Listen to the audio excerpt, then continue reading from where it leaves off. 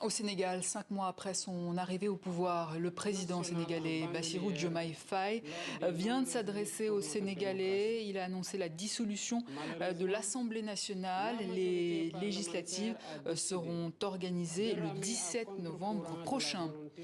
Et on prend tout de suite la direction de Dakar où nous attend notre correspondante Alison Fernandez. Alison, cette dissolution n'est pas vraiment une surprise, hein?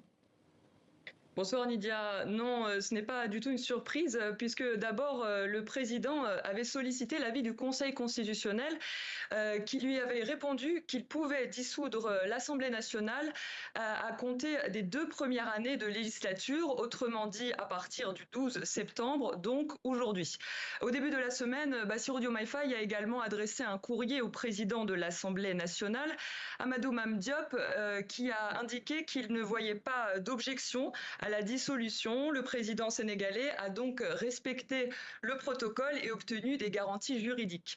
En fait, c'est depuis son élection même en avril dernier que l'éventualité de la dissolution est évoquée, puisque je rappelle que l'hémicycle est dominé par le camp de l'ancien régime, Macky Sall, avec 83 députés sur 165.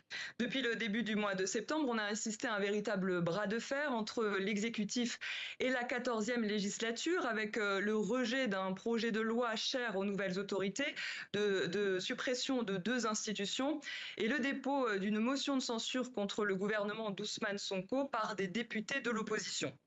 Pour le président, dans son discours ce soir, la majorité parlementaire a choisi de ramer à contre-courant de la volonté populaire, a choisi de promouvoir le culte du blocage, d'où la dissolution.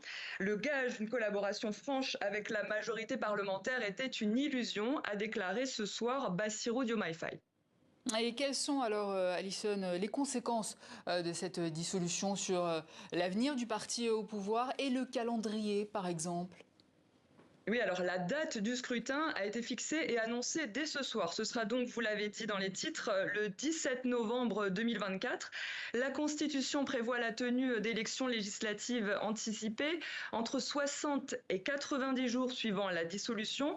Mais le Code électoral, lui, prévoit un délai de 150 jours pour la collecte des parrainages. Le président a donc choisi les délais les plus courts pour la tenue du scrutin. Ce sera dans 56 jours ou 8 semaines.